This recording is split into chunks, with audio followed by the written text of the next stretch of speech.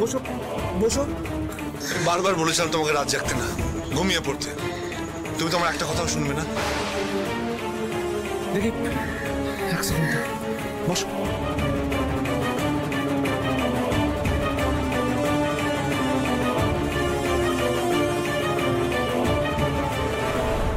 জল খাও, জল খাও।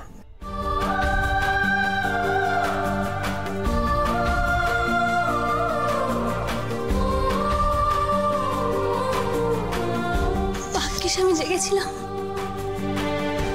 না হলে তোমার এত বড় বিপদ হয়ে যেত আমি জানতেই পারতাম না ময়ূরদা। ওরা যেভাবে তোমাকে ধরেছিল না, আমি যদি ঠিক সময় গিয়ে না পৌঁছাতাম তোর অনেক বড় বিপদ হয়ে যেত ময়ূরদা।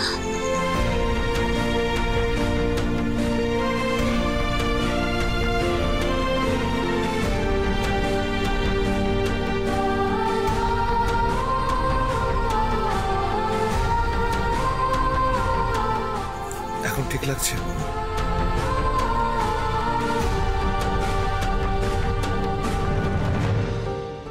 ঠিক আছে, কাল সকালে চা খাবো, এখন কিচ্ছু করতে হবে না। শুয়ে পড়ো, শুয়ে পড়ো, আমি তো শুয়ে পড়ো। আস্তে, ঠিক আছে, আস্তে।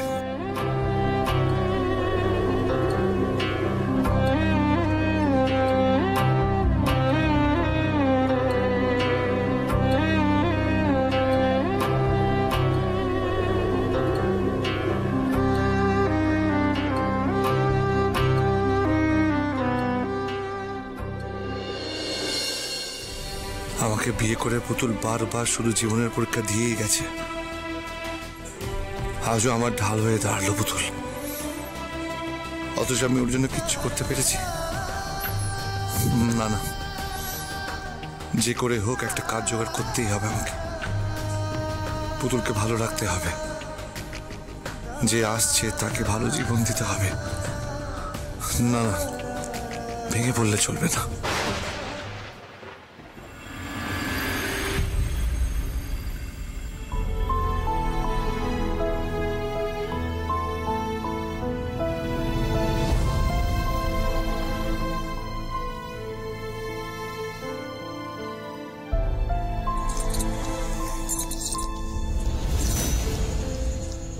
কোথায় গেল? সকাল সকাল আমার আগে ওটা স্নান করতে গেল নাকি?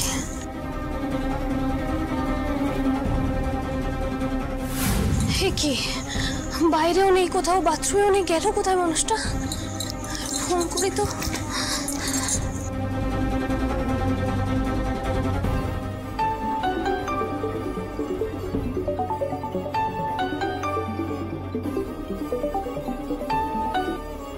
হে কি, ফোনটা নিয়ে যায়নি? বাড়ি থেকে সকাল সকাল বেরিয়ে গেল, আমাকেও ডাকলো না, কিছু তো খেয়েও যায়নি মনে হয়। গেল কোথায় ময়ূরদা? শোনো, গোডাউনের ভেতরে যে মাল আছে ওগুলো সব গাড়িতে তুলতে হবে, বুঝলে? পারবে তো? হ্যাঁ স্যার, পারবো। আসলে কি জানো তো, ভদ্রলোকের ছেলে তো, মাল টেনে নিয়ে গাড়িতে লোড করা এসব কাজ কতটা পারবে একটু সন্দেহ আছে। স্যার আপনি না হয় একদিন কাজটা করিয়ে দেখুন, না পারলে তখন না হয়। দিনে 5টা গাড়িও আসতে পারে, আবার কখনো 8টা বা 10টা গাড়িও আসতে পারে। যা বস্তা আসবে সেগুলো আনলোড করতে হবে। আগে আগে বলে দিলাম, পরে বলতে এসো না যে বেশি খাটিয়ে নিচ্ছি। 200 টাকা রোজ পাবে। 200 টাকা রোজ মানে তো মাসে প্রায় 6000 টাকা। আমাদের কাছে অনেক অনেক টাকা। ধন্যবাদ স্যার, আমার এতেই হবে, আমার কোনো অসুবিধা নেই। ঠিক আছে, তাহলে কাজে লেগে পড়ো। এই, কে আছিস? গোডাউন থেকে মালটা ওনাকে পিঠে তুলে দে।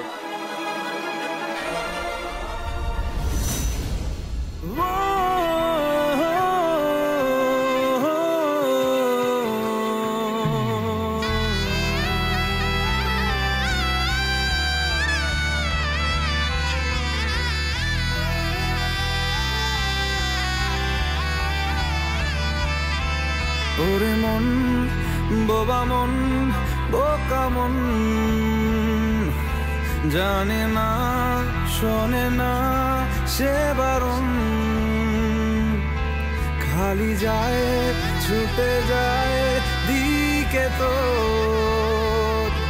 থেকে যায় চিন্তায় অকারণ। তাই পারবো না, আমি পারবো না। আরে কি হলো?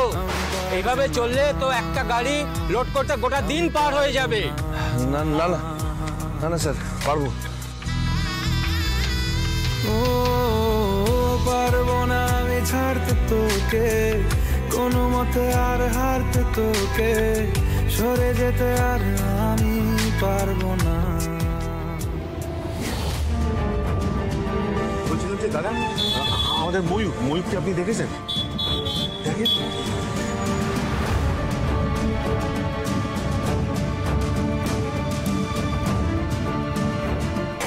ও বেজা কথা ভাইপোকে খুঁজছো নাকি? গরু খোঁজা খুঁজছে। চুপ, একদম চুপ। এই যে সিধু শোনো, আমার হাতে সময় নেই, আমি ময়ূরকে খুঁজে পাচ্ছি না। তোমার তেরা বেকা কথা আমাকে বলবে না। যদি সত্যি জেনে থাকো তাহলে বলো, নাহলে আমি যাচ্ছি। রে লাদে ম্যানেজার গিয়ে সিনটা দেখাবো নাকি রে? হ্যাঁ গুরু, আরে ফুলকুমার কেমন বড় বাড়ি ব্র্যান্ড বাজছে সেটা দেখে যাক। হ্যাঁ চলো চলো, ভাইপোকে থেকে তাক লেগে যাবে। চলো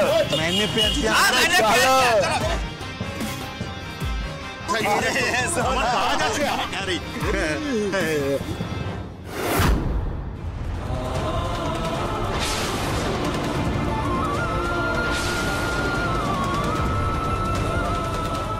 ময়ূক এসব কি করছে? আরে মার্কারি এরকম ঢালে ঢালে বলার কি আছে? বলো না আমার ভাইপো মুটে গিরি করছে মার্কারি। সিধু আস্তে আস্তে আস্তে কথা বলছো, কি হচ্ছে? ও কাকা, আরে ভদ্রলোক মুটে দেখে যাও। এই জায়গা। হ্যাঁ জিতু আছে। আরে আমাদের মাঠানের নাতি গো, চৌধুরী পরিবার ছেলে। দেখো কেমন মুটে গিরি করছে, দেখো এই মুটে। কি ব্যাপার? কি হচ্ছে এখানে এত হইচই? আরে দাদা গো দাদা, তুমি সেলিব্রিটি মুটে রাখবে আর হইচই হবে না? আরে দেখো সবাই, বড় বাড়ির নাতি, আমাদের ব্যবসায়ী সমিতির মাথা ময়ূক রায় চৌধুরী কেমন মুটেগিরি করছে। দেখো চা এখান থেকে কথা বলাস না। চাপ সারা কি সাহস মারি, হ্যাঁ মুটেগিরি করে খায় আর আমাকে তুই জড়ি করছে। সম্মান দিয়ে কথা বল। আমার কত ক্ষমতা দেখেছিস তো? তোর মতো ফুলকুমারকে কেমন রাস্তায় এনে ফেলেছি দেখ।